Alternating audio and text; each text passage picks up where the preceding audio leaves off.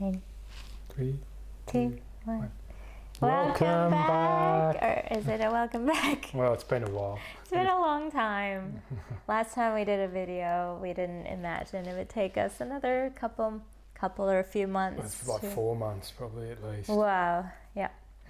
We've been on an inward journey, and I feel like a lot of people we spoke to have also experienced this, where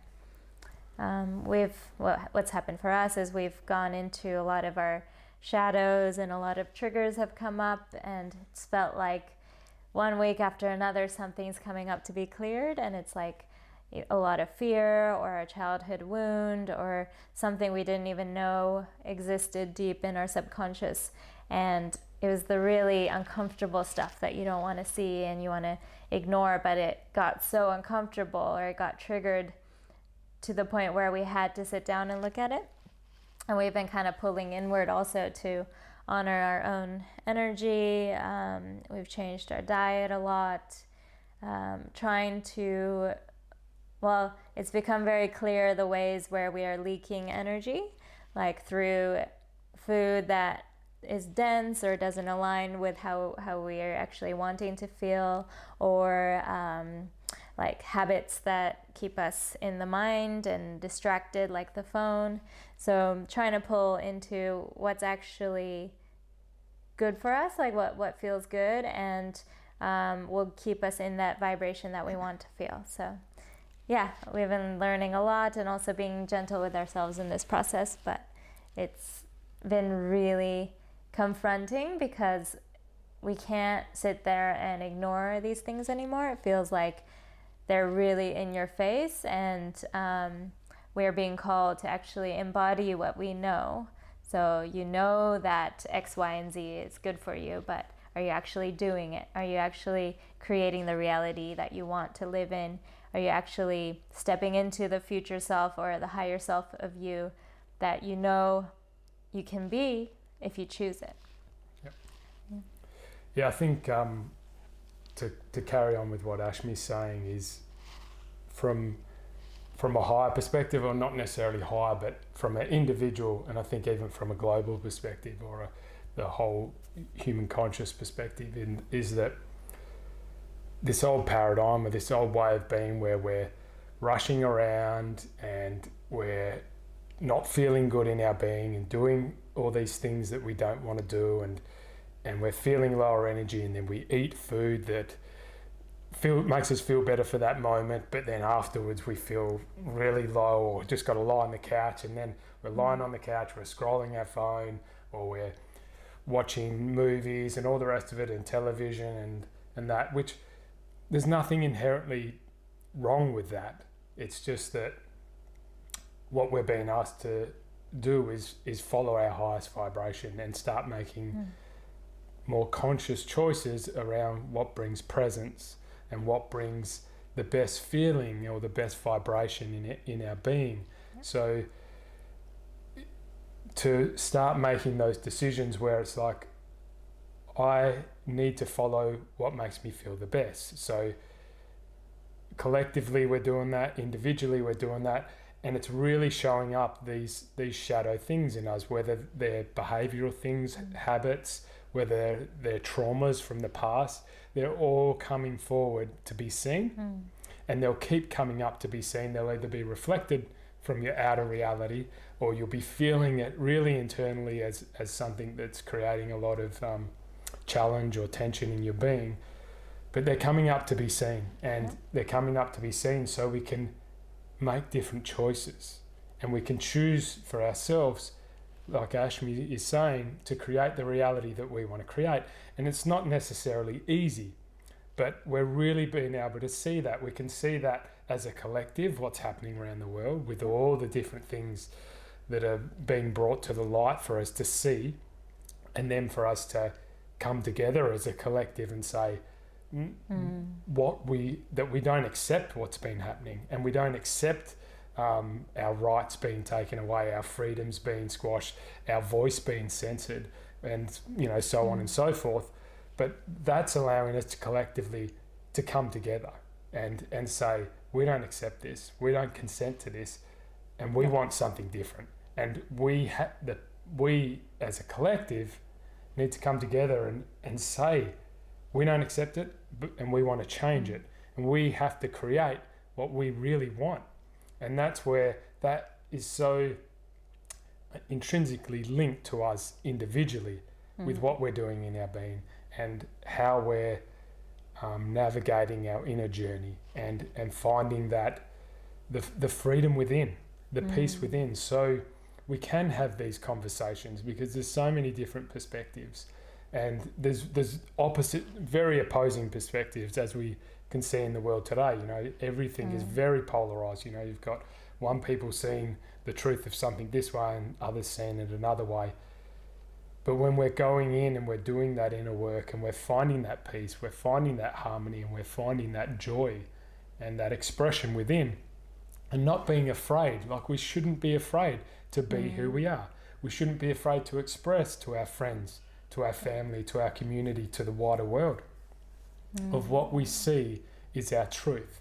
And we should be, it's asking us to go in and have the strength to find that foundation, to find that connection, and to follow that and start living that, living true to ourselves, living true to our expression, and sharing that with the world. But being in a place where, you know, some people will say something different and they'll say it in a nice way and it'll be fine. But some people might attack you, totally attack you, nothing to do with what you're saying, but attack you, the person, for the energy you're in. Yeah.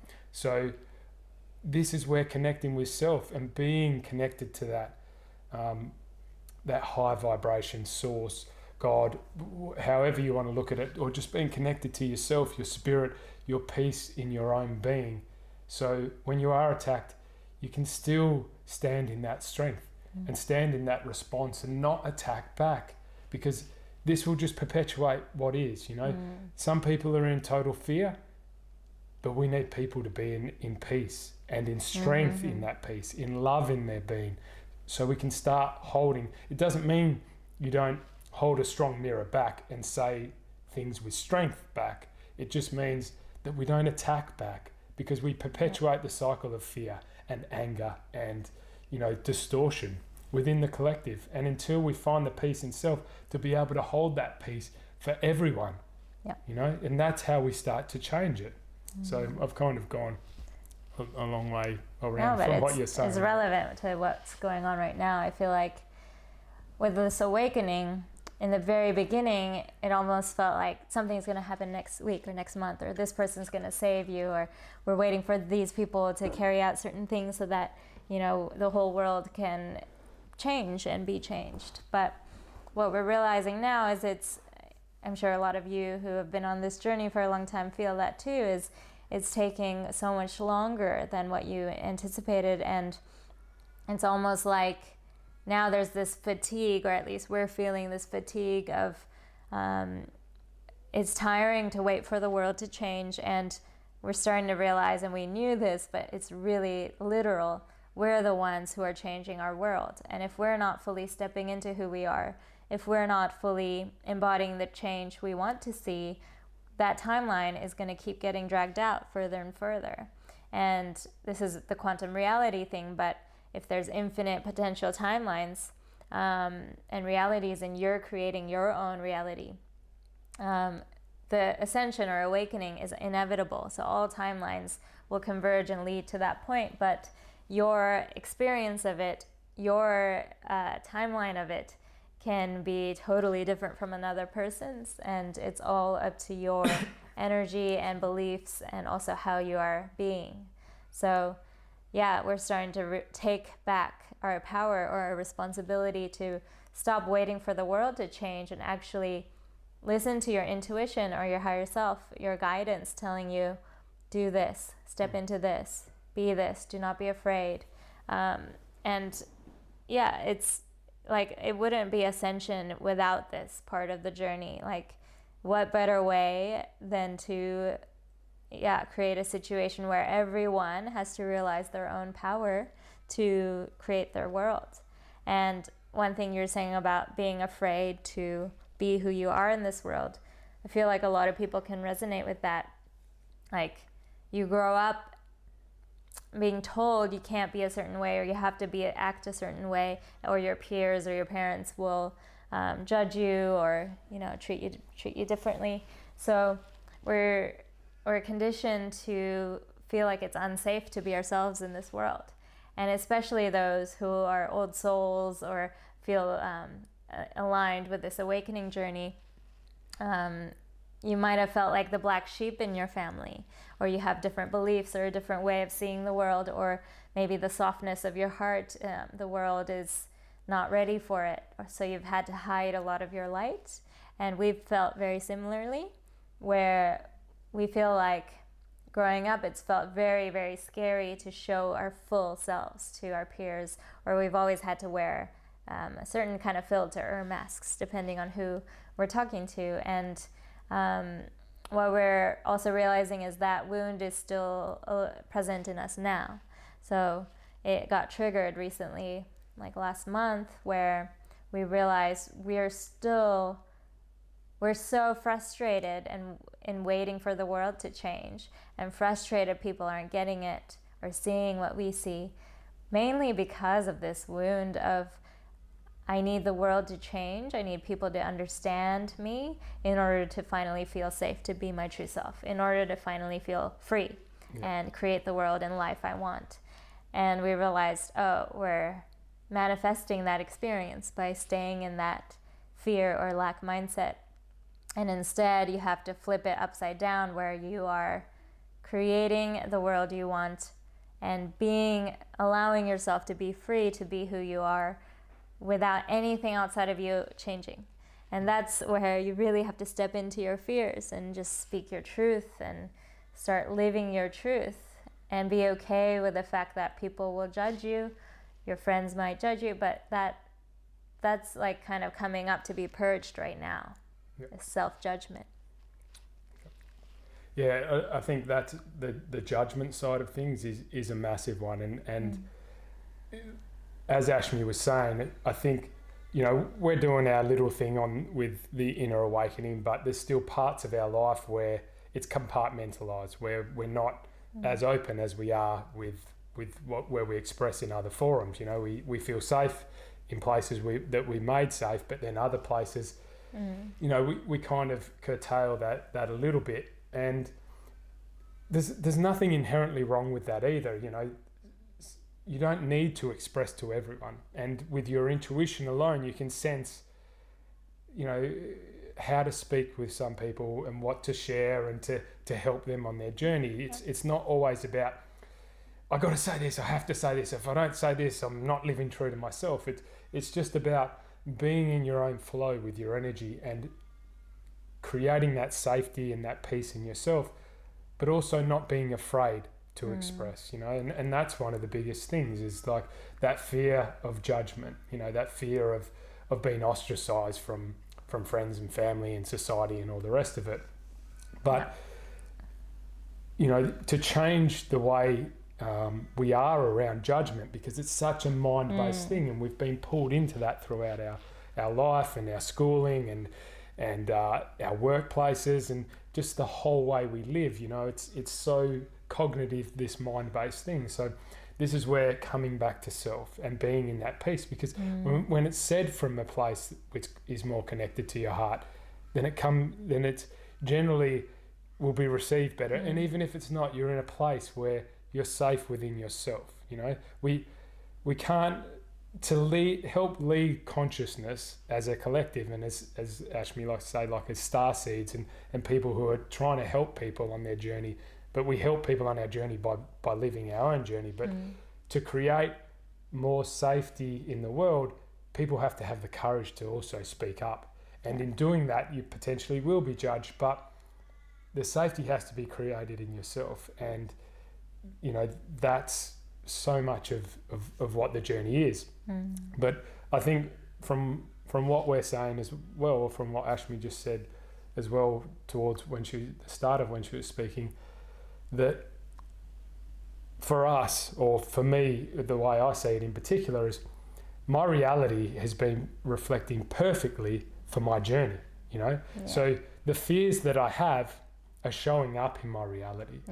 And also the positive aspects that I step into show up in my journey. So everything's there and continues to show up for me to step into my truth, to continue to aligning with my soul, with my heart, with my being, and being true to that. So your reality will constantly be what you require for your own highest potential.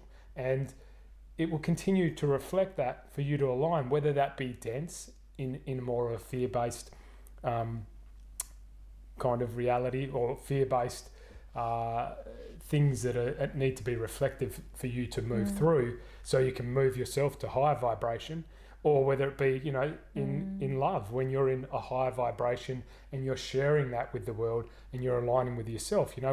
We can move between the two, because sometimes we have things that we need to move through, and when we move through them, we move up here, but then there can be more than one thing, and it's not always easy to, a lot of the patterning, a lot of the behavior, a lot of the ways of being have been so strongly reflected by our outer, where society has been drawn, and that's where we've been drawn to in the way which we live.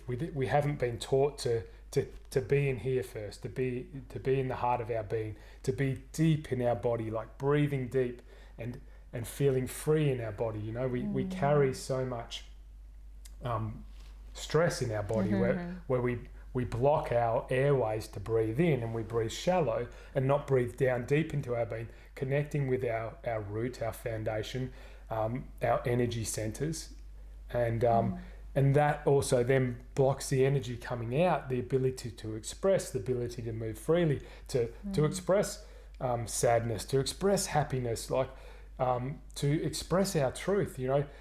These things are blocked, so of course we get tight necks, tight throats, tight jaws, and then we also get fear in our in our down near our root chakra, in our belly now, and that is kind of joined up with this. It all joins up. So once this starts to block, then this will be blocking too. So the freeing of all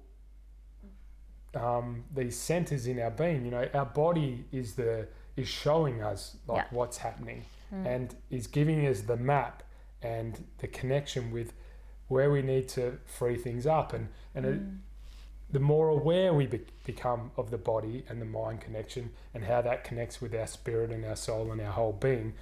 Once we start connecting all this together, we can continue to move deeper and deeper into the journey of freeing ourselves up, and in turn society and the collective free up around that, because that shines out. It transmutes to everyone. We share this with each other, and this is how we continue to rise.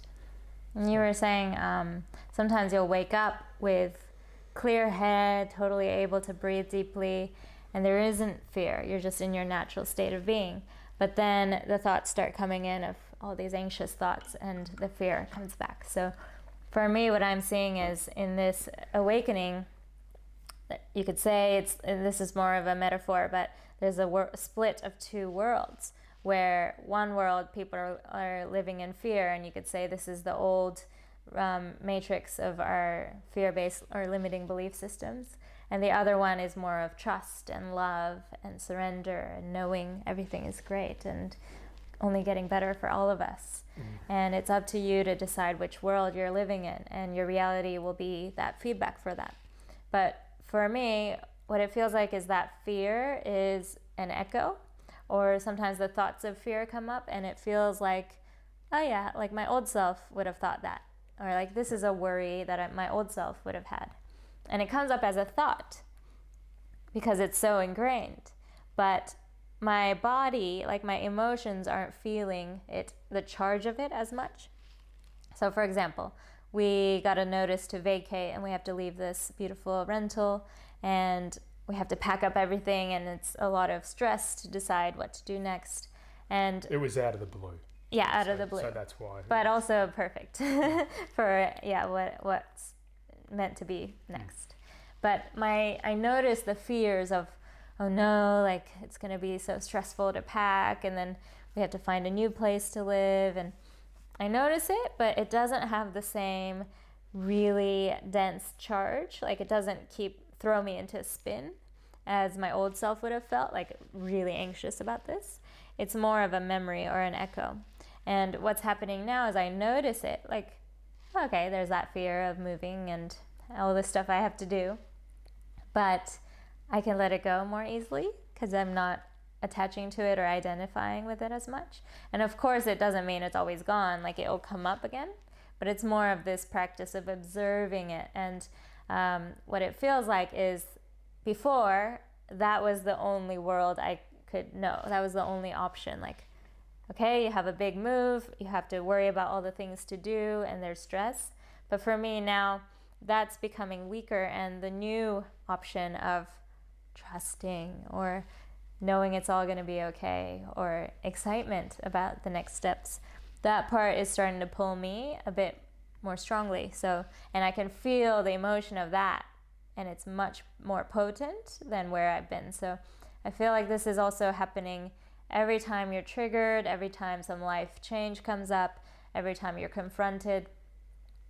Just feel into the fear or the worry and ask yourself, is this an old pattern? Is this part of my old self? And do I want to continue choosing that? Or is there a new way to be? Is there a new choice? Like, do I want to live forever in this worry? And one thing that helped me was like, has there ever been a time where we moved where we couldn't get it all done and somehow we just couldn't move? No. Like you always get it done. When you have to leave, you have to leave. So I feel like, and has there ever been a time where we've been homeless? Like, luckily, no. So the next step always will come in. It's just, how much do you want to control it and worry about it and plan it? And that's another thing. Like, our old selves would have tried to really hustle and plan and force, but it's really strange for me to let go of that, and instead we're spending more time in the energy of what we want to create. So we have a vision board we're making of what we want to create next, and we are taking action steps, but it's not as much of the mental hustle worry preparations. It's more of trusting it's going to come in and following the flow of what's coming in for us. Yeah, and I think, I mean, the energy of worrying is the current paradigm. It just pulls you from the present. It drains your energy, and it's what leads to becoming a victim, because you worry so much and you get that low in your energy, because it drains so much energy from you that then you don't have the energy to actually manifest and create and bring in what you truly want. You know, or you can, but you can do it in such a way that you're exhausted by the end of it, you know, just absolutely exhausted, and you go, I never want to move again, and all the rest of it. But if we start, it's not easy to move to this energy of trust, but once we have to, it's like a muscle, we've got to practice these things. And like Ashmi said, like observing these worries, and that when they do come up and they are coming to our mind, it's a practice, you know, because observing is our present, or our godly nature, or what connects us with the present moment all the time. So to be able to observe ourselves, to be able to see into the depths of ourselves and see what's just clicking over, and to really see that it serves no value, you know, it really doesn't. Like it does pull us down and keeps us in a dense energy. Once we start freeing our energy up into trust, into motion, into true movement and expression, and really calling in what we want to create, it's a totally different energy. It flows through us, it moves through us, and it buoys us. It gives us foundation in our movement. It gives us strength in our being, and we have to practice that, you know. And as we practice it, we might, you know, we'll fall back, and that's part of it. But we don't knock ourselves down further for that. We just learn from it and continue to grow from it and move on. Yep. What you said earlier about how everything feels like it's happening perfectly for us, and this energy of surrender. So like, what's a tangible example? Oh, so with this move, we thought that while we renovate the cabin on our land, which is a fixer-upper, and it will be winter here in Australia, we wanted to manifest a caravan to travel up north and also live on our land while we renovate. And we need it in April. And so we went to go see different ones, and we're still calling this in. But when we found one that we really liked, we found out that it's not ready till September. So normally that would just send me into this nervous wreck of like, oh no, what are we going to do? They're super in demand right now because you can't travel outside of Australia. But what if the default thought is, oh, okay, of course, like that's supposed to be our highest path. There's a reason. Well, yeah, if that's the path we choose, then it was supposed to be that way. Mm-hmm. But similar to like my book, like I originally naively thought it would be ready in December, not knowing all the things that go into printing and binding and sewing a book together. And so the timeline got pushed out and we had a lockdown here, so it's actually printing. It printed now, it's being bound now, and it'll be ready in April, May. But I also feel like that will be perfect timing because of the topic of the book for when the world will be ready for it. So there's no such thing as something being delayed or not on time, even though the linear mind would say, actually, that's very delayed. There's another rhythm to the universe, which is, the rhythm of nature, or your soul.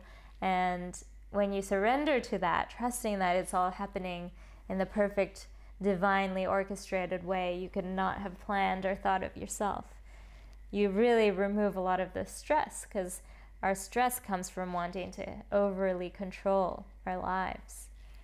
Yeah. What is it that we can control? Yeah.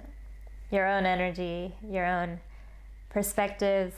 So like whatever happens to you, you might not be able to control that, but you can control your response and perspective of it.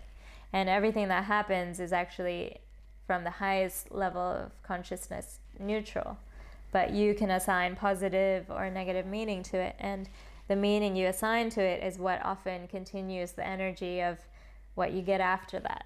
So if you look at something as much more positive or look for the silver lining, you will actually see and attract more of the positive, which is what we're learning.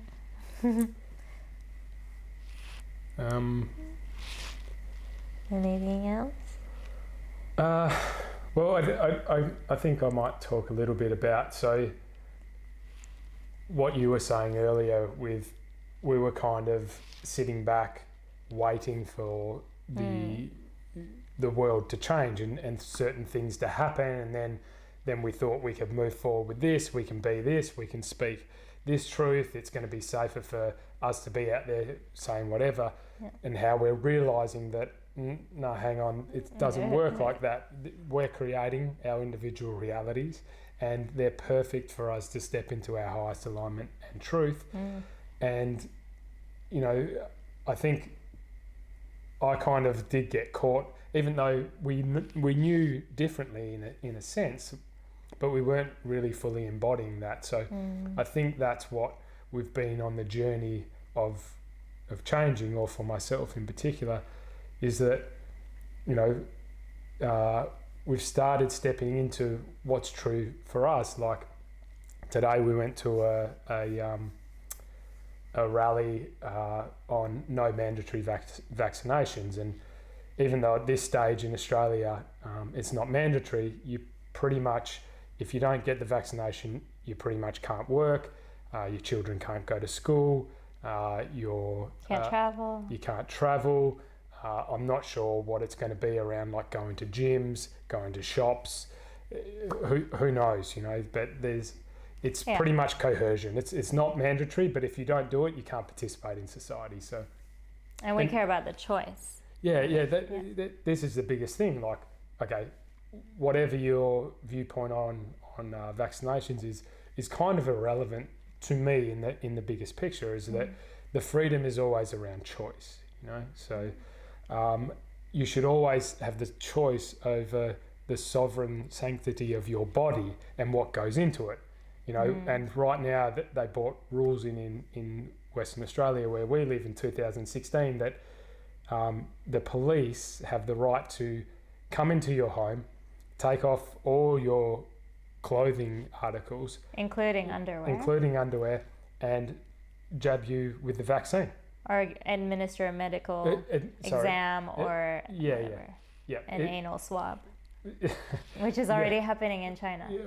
Whatever it is, but it's to take away your base freedom, and it's just crazy. So I think it's what it really has brought forward for me is that, okay, we can't just sit back and wait for the world to change. Like, even though we believe, like, from a higher perspective and from a light perspective, a lot of what's happening in the world really, most of it is to help awaken people to the truth and awaken themselves for their own journey into their own being, but also awaken them to the outer society and what's been happening with so many of these things in society that are pretty nefarious.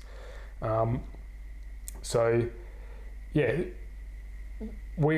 think we're kind of, for myself personally, sitting back from that a little bit, but my truth is to stand in that truth and say no, and really stand up for it and be the voice behind that, because I feel like we all have something powerful to express, and we all express it in different ways. But for me in my own being, I know expressing that with words and also with my own voice is so important, and showing up in that.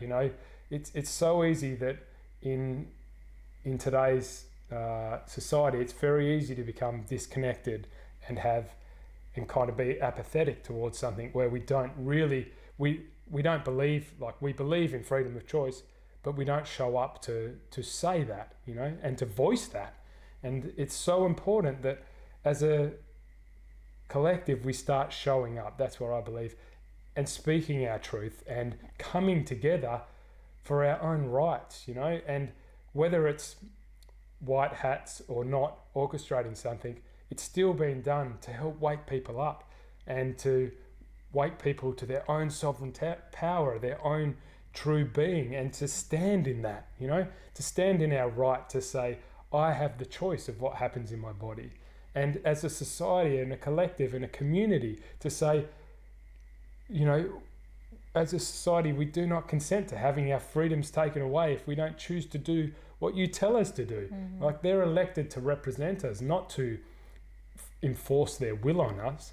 It's crazy.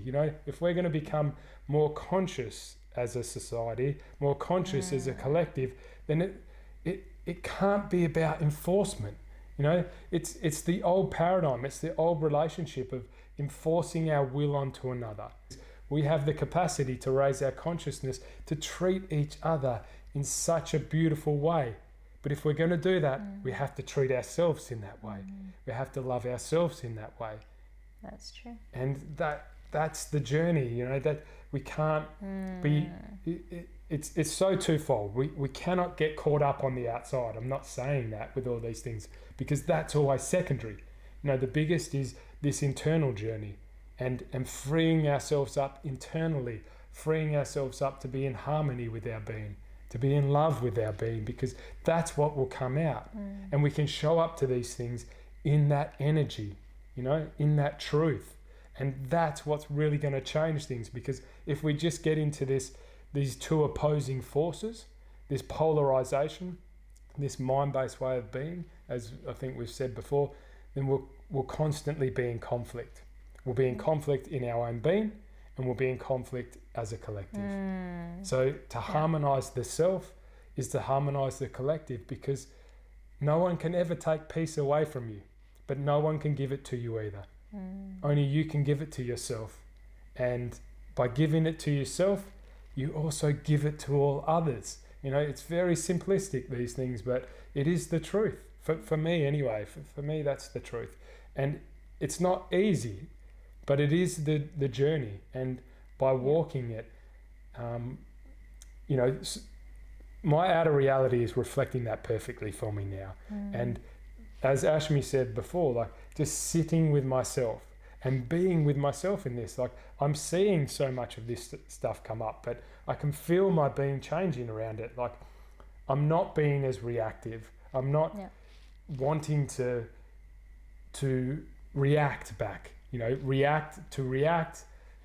I still do occasionally, but this is the journey. But we all do. But that's the thing. But when we react back, then we're acting. You know, it's not coming from our conscious being. It's not coming from our heart. It's coming from a place that just acts blindly. You know, and just attacks as well huge. Too.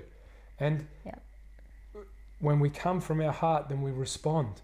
You know, we come from a place where we are safe. Yep. We are in harmony. We're in love with our being, and we don't need to prove anything by this. Yep. We don't need to prove that we know. We don't need to prove that you're wrong and I'm right, because no one wins in that. It's not easy because we're in a war of consciousness, or a spiritual war, and basically your intuition, your heart, your ability to see clearly, all of that's been under attack, not just in the past year, your whole life. In this matrix, the media, the governments, the society, your education system, even unintentionally, the beliefs passed down from your parents, all of that is keeping you in this fear-based or mind-based reality where we never really learned in school how to listen to our intuition. We've been taught to suppress our intuition. And that's why right now there's even more confusion with what's really going on in the world. And so many people are just buying the media narrative as if that's the only truth. And there's even a New York Times article that says critical thinking is dangerous. It's better not to think critically. It leads to more misinformation. And wow, they're telling you, like in plain sight, they don't want you to think. And it's just crazy to me how much we've been programmed to the point where we can't even listen to our own common sense and our own intuition. Like your body is telling you one thing, like this doesn't feel right, but you might not even hear that. Your body is screaming at you like, I feel suffocated, this isn't right, this isn't making me better.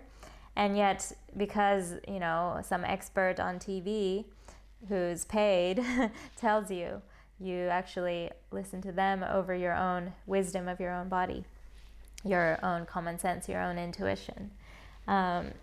It's been under total assault, and that's why this whole reality has been turned upside down, where no one even knows what's up or what's down and what to believe anymore.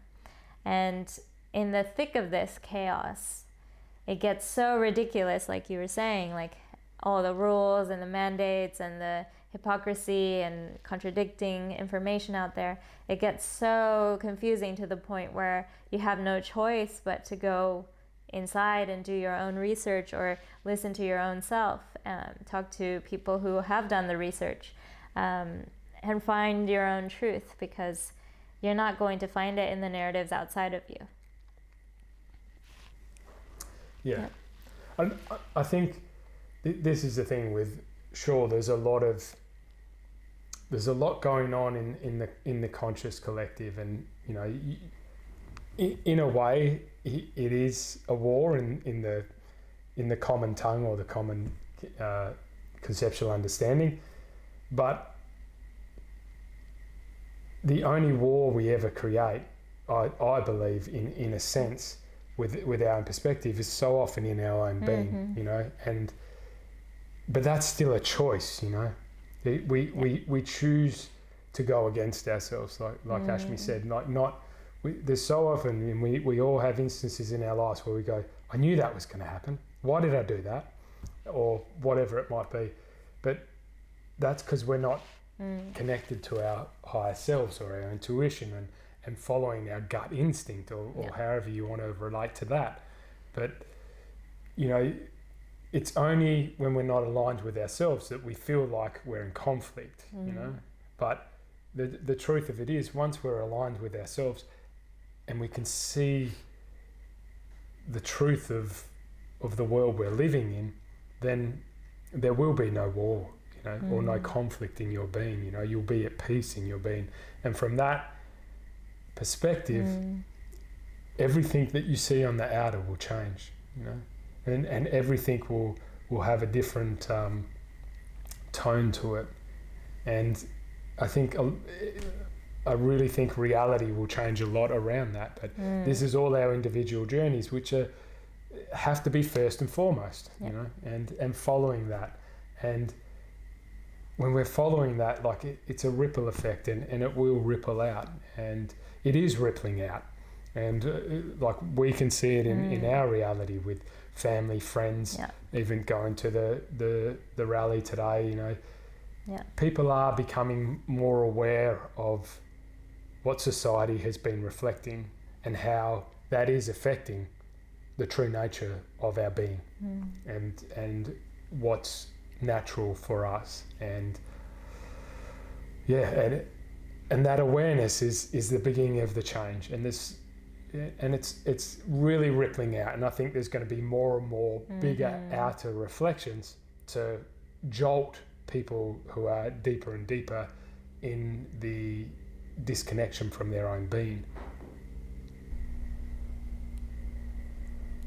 Buddy sleeping.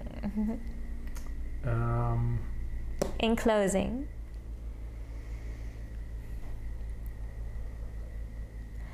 we really want to do more of these videos, because expressing it is our way of actually learning ourselves, and also experiencing, aligning with ourselves too. Aligning with ourselves, bringing down new aha moments and truths, and also feeling like we are doing and being what we want to be. And connecting with people, and this is what connecting with other beings. We really believe that everyone's got a voice and ways of expression, and just step into whatever your expression is, whatever your truth is, and this is how we keep growing more from the roots of where we're at, and growing into big, strong, conscious kind of collective. I thought you were going to say trees. Trees, but yes, that's a metaphor. But beautiful. So we're going to do it when we feel inspired. We never want to put pressure on us, because we know that things, sometimes you're in a more inward phase, and it's been an especially inward year for us, but we feel like there's going to be a lot of shifts in the outer reality as we also step into our fullest alignment, and there'll be a lot more to share. So and it feels like I think when Ashmi and I first started doing this, it was new for us to, because it's exactly what we're talking about. Like the mind was sitting here telling us, it's just us two sitting here right now talking. Well, when we first did it, we were actually in a very high vibratory state, and we felt pretty good. But then after that, when we got going, we had a lot of challenges along the way, and it was more of the thought of people are going to be watching this. But doing it now, it feels very different. It feels like we're just going to talk our truth. If it resonates with people, then they'll watch. If it doesn't, then it doesn't. And we're not trying to tell people their truth or their reality or whatever they're experiencing. We're just sharing ours. And we're happy to hear other people's journeys. We watch other people's journeys and their reflections on the world and the collective and their own journeys. So we're just enjoying expressing ours. Thank you. Thanks for watching. We appreciate your energy and your time. And we love you. We love you.